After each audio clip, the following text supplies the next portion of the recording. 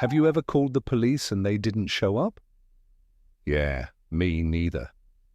But there are times when even the local constabulary can't help us, like when the threat is invisible or the victim is already dead. Or maybe it's something else entirely, like today's weird, unexplained disappearance. It's me. Welcome to When the Police Can't Help. The story of Sarah Carter. Prologue: the 911 call.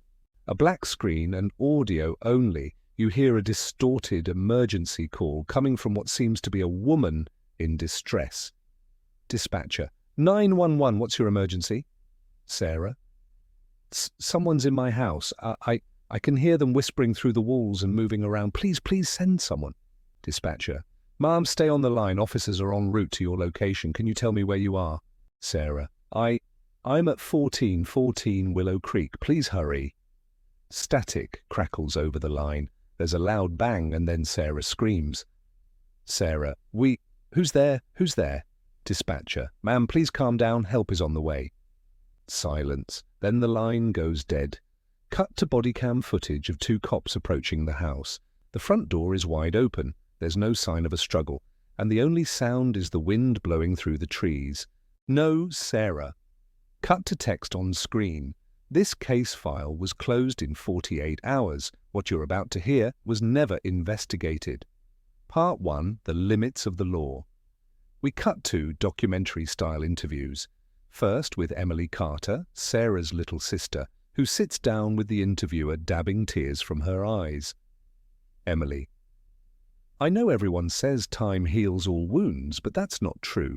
Every day I think about what if she ran out the front door and I didn't follow her. What if I could have saved her?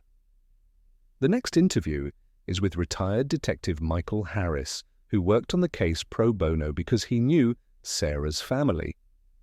Det Harris: No forced entry, no fingerprints, no witnesses, no surveillance footage. We had nothing to go on. This wasn't your typical missing persons case. We didn't know if she ran away, if she was kidnapped, or if something more sinister happened. All we had to go on were the statements from 3 households on Elm Street that reported hearing voices in their walls. Cut to dramatic recreation. A shadowy figure dressed in black slowly crawls through air vents and disappears into the darkness. Cut back to the detective. Det Harris: Police protocol is simple. No evidence, no case. So Sarah's case went cold within 48 hours. My gut told me to keep digging, but without any leads, there was nothing I could do. We'd been chasing shadows for months, and when those shadows disappear, so does the case. Part 2: What the police missed.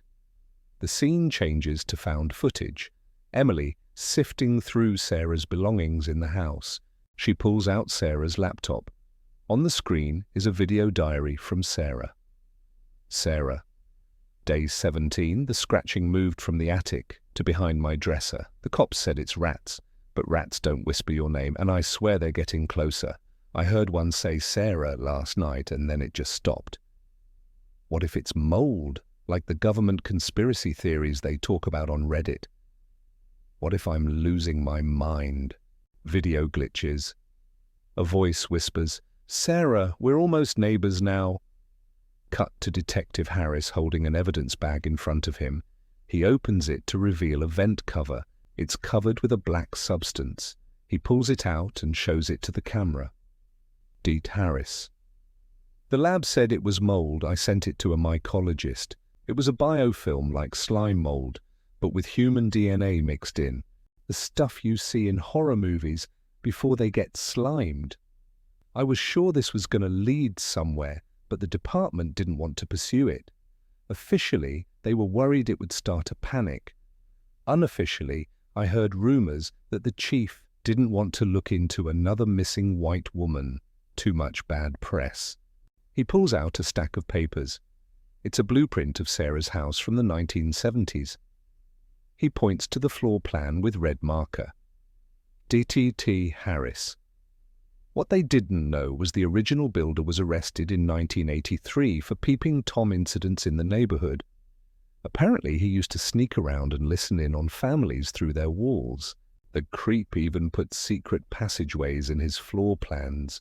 Here they are. These are the tunnels under Sarah's house. Part 3. The Unseen Threat. The scene shifts to Emily, crawling through the dusty tunnels under yellow police tape. She holds a flashlight in front of her, revealing tiny handprints on the walls. She looks up and gasps. Emily: "Oh my God, these are my prints! How did I not see this before? Is she trying to come back for me?" She shines the light further into the tunnel and stops abruptly. She brings the camera closer to her face, eyes wide with terror. Emily: "These are her pajamas. Why is everything so neat?" She folded them herself. That's her favorite Hello Kitty shirt. "Oh my God!" Suddenly a whisper comes from a nearby vent. It sounds close. Emily: "Hello, Sarah? Is that you? I'm coming." Before she can react, the vent cover drops on her head. She shrieks and tries to push it off. More footsteps running. The video cuts to static. Then it cuts again to headlines reading, "Police search home for missing Emily. No sign of foul play," followed by "Emily missing after 72 hours search." Finally, we see Detective Harris in the shadows, his face illuminated by the glow of his computer screen. Det Harris: "I'm breaking protocol by saying this, but sometimes the system isn't built to solve every case. Sometimes the evidence isn't physical or tangible, but if you listen closely, it's screaming for you to hear it." He takes a deep breath and turns off the light, plunging him into total darkness. Epilogue: The rules have changed. Text on screen. As of 2023, 14 people have vanished from homes with the same tunnel system. None were investigated as linked cases. We shift to a quick flash of a Reddit thread. The user is uventwatcher. The post reads, "If you hear knocking inside your walls, don't call the cops, they can't help. Break the drywall yourself." Then we see a close-up of a vent cover in an unseen house. It creaks open and a subtle whisper escapes. Whisper, "Next!" That was the end of the When the Police Can't Help episode. If you liked this story, let me know by clicking the thumbs up button. That makes my day. And don't forget to subscribe for new episodes every week. Until next time, remember, some things are better left unknown.